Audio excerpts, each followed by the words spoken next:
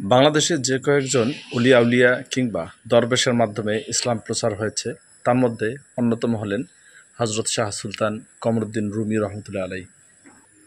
আমি এই মুহূর্তে দাঁড়িয়ে আছি মাজারের সামনে।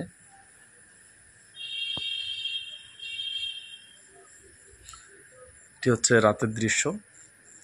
চলুন তাহলে আজকে একটু দেখাবো আপনাদের।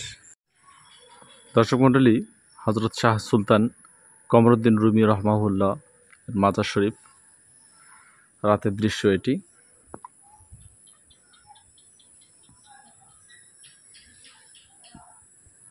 এই হচ্ছে দান বাক্স আর মাজার।